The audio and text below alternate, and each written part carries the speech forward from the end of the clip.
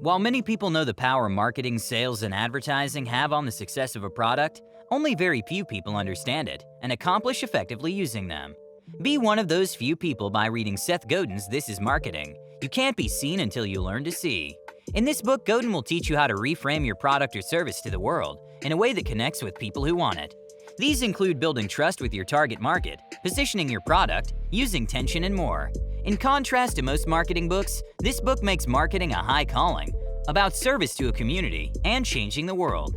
It's filled with ideas and lessons that will help you start or improve your business. Here are the top 7 lessons from Seth Godin's This is Marketing. Lesson 1. Begin with the smallest viable market.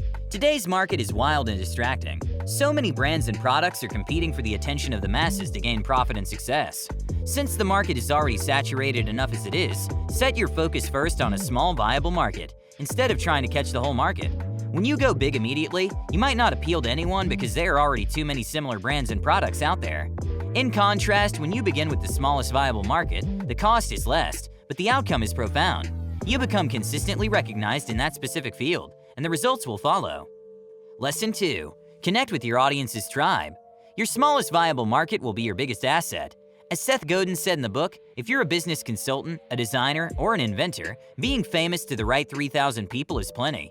Godin reminds us of the reality that not all brands or companies will be successfully known to everyone, and you can't always connect with the masses. Instead of sulking over this fact, you should enjoy and keep the viability of your small market.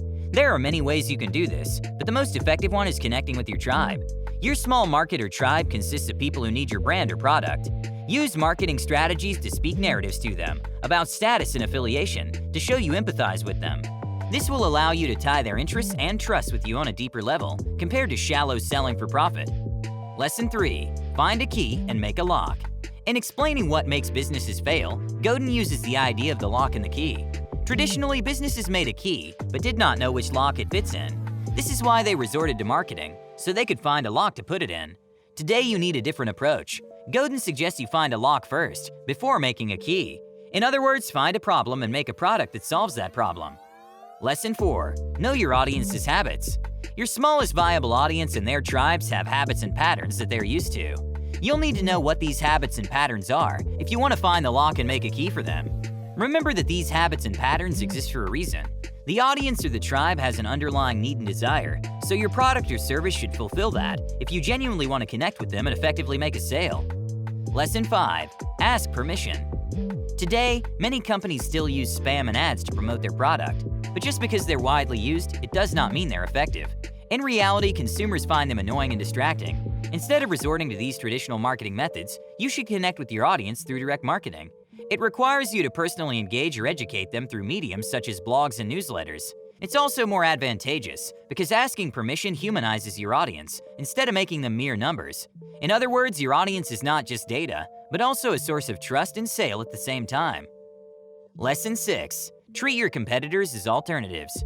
The market has never been more competitive than now, mainly because of technology and developing economic factors. As such, competition can be toxic to the point that it may make you egotistical and obsessed with beating your competitors instead of focusing on continuing to fulfill your audience's needs. Thus, Godin suggests you treat your competitors not as competition, but as alternatives. This approach is about knowing what you have over other companies, what makes your brand unique, and what would make your audience miss you if you were gone from the market. Take advantage of what makes you unique over other brands, so that your audience does not see other brands as competitors, but rather mere alternatives to you in case you're unavailable. Lesson 7. Show up consistently. While it's one thing to connect with your audience, it's another thing to stay connected. Maintain your connection with them through consistent engagement and continually finding out how you can match their needs. You'll need to organize and lead the change you seek to make regularly and generously. This can involve creating new products or promotions, but always keep in mind the real goal of these actions, to connect with your audience. By consistently showing up, you continue to gain their trust, build a reputation, and enable them to spread the word for you. In conclusion, Seth Godin's This is Marketing is about cultivating a small but viable market, one you can connect with for a long period, and trust to enable you to grow as a business. Direct marketing will require a lot of effort to look into their habits and patterns, not just as individuals but as a tribe, and discover and fulfill their needs through your product or service. After that, you have to continually engage with them to build on that connection and trust. Eventually, the success of your marketing strategy will manifest itself through your reputation among your audience and competitors.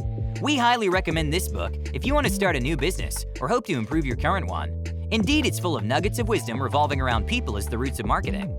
Thank you for listening. If you like the book summary and you want to see more in this category, please like and subscribe so I can create more. You can also get a free copy of the entire audiobook by clicking the link in the description.